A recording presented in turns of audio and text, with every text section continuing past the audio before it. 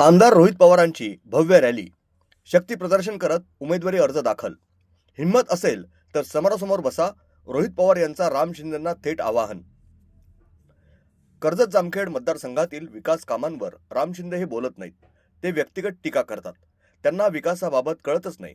त्यांना माझं आव्हान आहे की त्यांच्यात जर धाडस असेल, हिंमत असेल तर त्यांनी विकासाच्या मुद्द्यावर समोरासमोर यावं. मी माझे पुरावे घेऊन येतो आणि त्यांनी त्यांचे पुरावे घेऊन यावेत, असं आव्हान आमदार रोहित पवार यांनी राम शिंदे यांना सोमवारी उमेदवारी अर्ज दाखल केल्यानंतर पत्रकारांशी बोलताना दिलं. त्यांना विकासाच्या बाबतीत कळतं असं मला वाटत नाही, कारण त्यांची भाषणं आणि खास करून आत्ताची भाषणं आपण जर बघितली तर व्यक्तिगत टीका जास्त ते करतात आणि विकासाच्या बाबतीत काहीच ते बोलत नाहीत. अनेक वेळा मी चॅलेंज केलेलं आहे की कुठल्याही मंदिरामध्ये यायला मी तयार आहे, पुरावे सकट मी येतो. त्यांच्याकडे जर धाडस आणि हिंमत असेल जी नाही आहे, त्यांनी सुद्धा तिथं यावं आणि समोरासमोर दूध का दूध आणि पाणी का पाणी आपण करूया की कोणी कुठलं काम आणलं आणि ते कधी आणलं.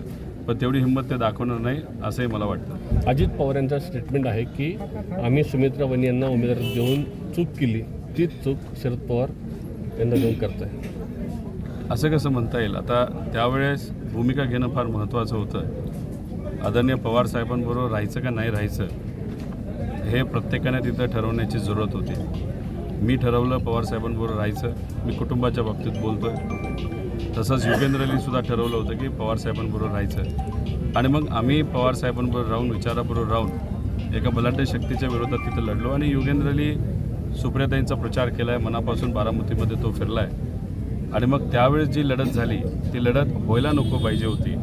त्यावेळेस भाजपने प्रेशर करायला नको पाहिजे होतं आणि कुटुंबातल्या कुटुंबात एक लढत जी झाली ती न झाली असती तर जास्त योग्य ठरलं असतं. पण ती झाली आणि ती जेव्हा झाली तेव्हा युगेंद्र विचाराबरोबर राहिला.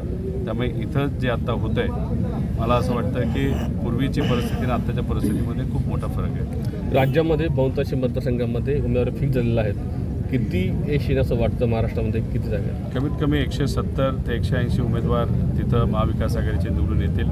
बऱ्याच ठिकाणी काही असे पक्ष त्यांचे उमेदवार त्यांनी उभे केलेले आहेत जेणेकरून मतं खाता येतील. त्याच्याचबरोबर काही लोक अपक्षसुद्धा उभा राहिलेले आहेत. पण महाराष्ट्रामध्ये असणारे जे सामान्य लोक आहेत ते फार हुशार आहेत. त्यांना माहिती आहे की कोण जिंकण्यासाठी, कोण लढण्यासाठी उभं आहे आणि कोण फक्त मतं खाण्यासाठी. त्यामुळे जे कुठले पक्ष नाही तर उमेदवार मतं खाण्यासाठी उभे आहेत त्यांना सोप्या सरळ भाषेमध्ये सुपारीबाज असं म्हटलं जातं. अशांना लोक पाठिंबा देणार नाही. लोक हे विचाराला पाठिंबा देत महाविकास आघाडीला ताकद देतील असं आम्हाला वाटतं. आमदार रोहित पवार यांनी कर्जत येथील तहसील कार्यालयात उमेदवारी अर्ज दाखल करण्यापूर्वी आमदार रोहित पवार यांनी चोंडी येथील अहिल्यादेवी होळकर, खर्डा येथील सीताराम बाबागड, गीते बाबागड, जामखेड येथील नागेश्वर मंदिर, इमाम शहावली दर्गा, कर्जत येथील गोदड महाराज यांच्या कुटुंबासह दर्शन घेतलं. यावेळी मतदारसंघातील नागरिकांनी त्यांचं औक्षण केलं. वडीलधाऱ्या माणसांच्या दर्शन घेऊन ते कर्जत येथील तहसील कार्यालयात उमेदवारी अर्ज दाखल करण्यासाठी आले. यावेळी होळकर घराण्याचे वंशज बृजभूषण होळकर, सुनंदाबाई पवार आणि सर्वसामान्य नागरिकांच्या उपस्थितीत त्यांनी आपला उमेदवारी अर्ज दाखल केला. यानंतर कर्जत येथील अक्काबाई चौकात रॅलीसाठी आमदार रोहित पवार आले असता त्यांनी पत्रकारांशी बातचीत केली. आज माझ्या मतदारसंघामध्ये असणारे जे सर्व आध्यात्मिक क्षेत्रामध्ये चांगलं काम करणारे महाराज आहेत त्यांच्या आशीर्वादाने व तसंच भूषण सिंहजी राजे होळकर जे पुण्यश्लोक अहिल्यादेवी होळकरांचे वंशज आहेत आणि त्यांचा विचार हा पुढे घेऊन चाललेले आहेत. या सर्वांच्या आशीर्वादाने आज इथं फॉर्म भरला.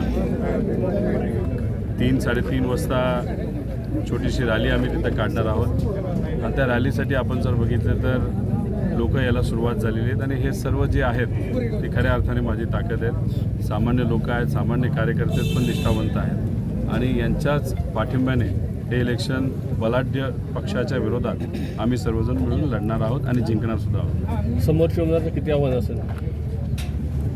जेव्हा प्रेमाचे लोक आपल्याबरोबर असतात तेव्हा पुढच्या 5 वर्षात काय काम करायचं याचं एक आव्हान असतं. त्यामुळे या इलेक्शनकडे बघत असताना मला विश्वास आहे की माझ्यासारखा कार्यकर्ता या लोकांच्या आशीर्वादाने आणि प्रयत्नातून तिथं परत एकदा 5 वर्षासाठी आमदार होणार आणि पुढच्या 5 वर्षामध्ये आता काय करायचं याचा विचार आम्ही सर्वजण मिळून आता तिथं करायला सुरुवात केलेली आहे. यावेळी बोलताना पवार म्हणाले, महाविकास आघाडीचे 170 ते 180 उमेदवार निवडून येतील. महाराष्ट्रात बऱ्याच ठिकाणी काही असे पक्ष उमेदवार उभे आहेत ते मतं खाण्यासाठी आहेत. काही अपक्ष आहेत त्यांना सुपारीबाज म्हटलं जातंय. लोक महाविकास आघाडीच्या विचाराला पाठिंबा देतील आणि मतदान करतील, सुपारीबाजला मतदान करणार नाहीत असं ते म्हटलेत. देशातले तुम्ही मी असे 140 कोटी लोक भूमिपुत्र आहेत. जर कोणी देश, राज्य, प्रांत, प्रभाग यावर भेदभाव करत असेल तर ते चुकीचं आहे. माझ्या विरोधात असणारे येथील उमेदवार जर भूमिपुत्रावर बोलत असतील तर ते माझ्यावर बोलत नाहीत, तर त्यांच्या पार्टीच्या विरोधात बोलतायत. नरेंद्र मोदी, देवेंद्र फडणवीस, चंद्रकांत पाटील हे तेथील नाहीत, तरी ते दुसरीकडे उभे आहेत. राम शिंदे यांना पार्टीकडून अजून मदत मिळेल नाही. ज्यावेळेस मदत मिळेल त्यावेळी ते प्रचाराला लागतील असं ते म्हणाले. जातीपातीचं राजकारण भाजपकडून होईल असा आरोपही त्यांनी केलाय. जातीपातीचं राजकारण करण्यासाठी भाजपकडून 2 समाजामध्ये तेढ निर्माण करण्याचा प्रयत्न होतोय.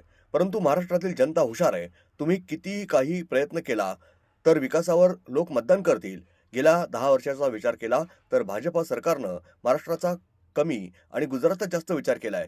यामुळं भाजप नेत्यांच्या डोळ्यावर गुजरातची पट्टी आहे. ती पट्टी काढायची वेळ आली आहे. खऱ्या अर्थानं महाराष्ट्र 1 नंबर राज्य करण्यासाठी आम्ही सर्वजण सज्ज आहोत. जरांगे, मराठा संघर्ष योद्धा मनोज जरांगे पाटील यांच्या उमेदवारांचा अर्ज दाखल केलाय ते आम्हाला पत्रकारांकडून कळतंय. 30 तारखेला जरांगे पाटील भूमिका स्पष्ट करणार आहेत. यावेळी कोणाचा कोणाला पाठिंबा आहे हे कळेल असंही आमदार रोहित पवार यांनी म्हटलंय. आमदार रोहित पवार यांच्या रॅलीत धनगरी नृत्य सादर करण्यात आलं. यावेळी आमदार रोहित पवार यांनी तशी वेशभूषा करून नृत्य केलं. या रॅलीमध्ये सर्व जाती धर्माचे नागरिक मोठ्या संख्येनं सहभागी झाले होते. यावेळी उपस्थित मान्यवरांकडून एकच वादा रोहित दादा अशा घोषणा देण्यात आल्या. या घोषणांनी कर्जत दुमदुमून गेलं. या रॅलीचं शक्ती प्रदर्शन पाहता रोहित पवारांचे विजयाचं मताधिक्य नक्कीच वाढणार अशी चर्चा नागरिकांमध्ये आहे. टॅगलाईन सध्या सुरू आहे. भूमिपुत्राची एक आहे आपल्याकडून, विकास पुत्राची आहे. म्हणजे ही निवडणूक कशावर होईल? भूमिपुत्र हा विषय येतच नाही. तुम्ही, मी, इथं असणारा प्रत्येक व्यक्ती आणि या देशामध्ये असणारे 140 कोटी लोक हे या देशाचे भूमिपुत्र आहेत. जर कोणी देश, राज्य, भाग, प्रभाग याच्यावर जर भेदभाव करत असेल तर त्यांचा विचारच कुठेतरी चुकीचा आहे. आणि माझे विरोधातले जे नेते आहेत, जे भाजपचे नेते आहेत, ते जर या बाबतीत बोलत असेल तर कदाचित ते माझ्यावर बोलत नाहीत. ते नरेंद्र मोदीवर बोलत आहेत, चंद्रकांत पाटलांवर बोलत आहेत. देवेंद्र फडणवीससुद्धा ते तिथून नसून ते दुसरीकडनं आहेत. ते शहरामध्ये तिथे उभे राहतात. त्यामुळे कदाचित असं दिसतंय की राम शिंदे सर जे आहेत ते टोला मला नाही, त्यांच्या प्रमुख नेत्यांना कुठेतरी बजावत आहेत. कदाचित पार्टीकडनं अजून त्यांना जी मदत मिळायला पाहिजे ती मदत अजून पोचलेली नाही. ती मदत जशी पोचेल तसं कुठंतरी ते प्रचाराला लागतील असं आपल्याला म्हणावं लागेल. संगमनेरमध्ये जे घटना घडली, एखाद्या महिलेवरती अशा पद्धतीने टिप्पणी करणं राजकारणाची पातळी घसरत चालली असं वाटतं. आम्ही त्याचा निषेध करतो. एक तर काय झालं की सगळ्यांना देवेंद्र फडणवीस साहेबांची सवय झाली. स्वतः ज्या गोष्टी बोलता येत नाही त्यासाठी छोटे छोटे नेते जवळ ठेवायचे. तसंच संगमनेरला झालेलं आहे. एका छोट्या नेत्याच्या मदतीने एका महिलेवर, एका नेत्याच्या मुलीवर तिथं वक्तव्य केलं अतिशय खालच्या लेवलचं, म्हणजे कोणालाही ते आवडलं नसावं. आणि स्टेजवर असतानासुद्धा तुम्ही ते थांबवत नाही, त्याचा निषेध तिथं करत नाही. त्याच्यावरूनच कुठेतरी कळतं की अतिशय लो लेवलची विचारसरणी काही लोकांची तिथं झालेली आहे. त्यामुळे अशा गोष्टी होऊ नये याची दक्षता प्रत्येक व्यक्तीने घ्यायची जरूरत आहे, प्रत्येक नेत्याला घ्यायची जरूरत आहे. पण संगमनेरला जे झालं ते दुर्दैवी झालं. आणि महिला, तिथं असणाऱ्या स्वाभिमानी महिला आणि महाराष्ट्रातल्या महिला असे वक्तव्य भाजपकडच्या नेत्याकडनं नाही तर कोणाकडनं आलेलं कधीही मान्य करणार नाही. त्याचा विरोधच करतील आणि तो विरोध आपल्याला येत्या काळामध्ये इलेक्शनमध्ये सुद्धा जाणवेल. जातीपातीचं किती राजकारण आता या आगामी याच्यामध्ये निवडणुकीमध्ये प्रभाव टाकणार आहे? भाजपकडनं प्रयत्न केला जाणार आहे जातीपातीवर कुठेतरी राजकारण करण्याचा, 2 समाजामध्ये ते निर्माण करण्याचा. पण शेवटी हा महाराष्ट्र आहे आणि महाराष्ट्रातील लोक हुशार आहेत. त्यामुळे कितीही काही प्रयत्न केला तरी विकासावरच इलेक्शन होईल. कारण गेल्या 10 वर्षामध्ये आपण जर बघितलं तर 2.5 वर्ष करोनाचा काळ आणि महाविकास आघाडीचा सोडला तर BJPने महाराष्ट्राचा कमी आणि गुजरातचा जास्त विचार केला आहे. त्यामुळे BJPच्या सर्व नेत्यांच्या डोळ्यावर गुजरातची पट्टी आहे. ती गुजरातची पट्टी आता कुठेतरी काढायची वेळ आलेली आहे. खऱ्या अर्थाने महाराष्ट्राला 1 नंबरचं राज्य या देशामध्ये परत एकदा आपल्याला करण्यासाठी आम्ही सर्वजण सज्ज आहोत. जरांगे पाटलांच्या आंदोलनाला तुम्हाला किंवा राजेश टोपेंना जोडण्यात आलं. या मतदारसंघातही जरांगे पाटलांनी उमेदवार दिला अशी चर्चा आहे. याच्याकडे कसं पाहतं काय ते? अशी चर्चा आहे. खरं काय, कसं काय, कोणाचा कोणाला पाठिंबा आहे हे आता तरी सांगता येणार नाही. आम्हाला जे काही तुमच्या चॅनलच्या मदतीने TV च्या माध्यमातून कळलेलं आहे 30 तारखेला भूमिका ते स्पष्ट करणार आहे. 30 तारखेला बघू काय होतं. हो ना. पण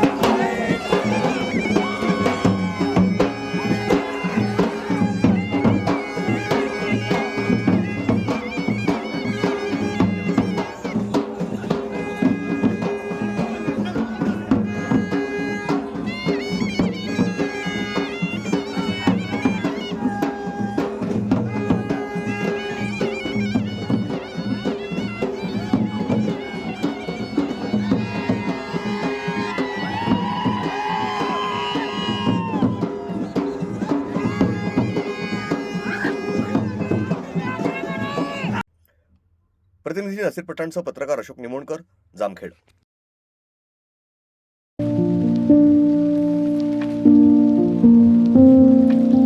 तुम्हाला जर इतरांपेक्षा वेगळं फर्निचर करायचं असेल किंवा त्यातही प्युअर सागवानीच हवं असेल तर तुम्हाला एक नाव सुचवतो. कोणतं? पित्रोडा फर्निचर, जिथं प्युअर सागवानी लाकडामध्ये देवघर, dining set, teapoy, office chair तसंच कपाट, bed, sofa set, computer table आणि इतरही फर्निचर उपलब्ध. तसंच बजाज फायनान्सवर फर्निचर उपलब्ध. Pitroda furniture, new Tilak road, Ahmednagar.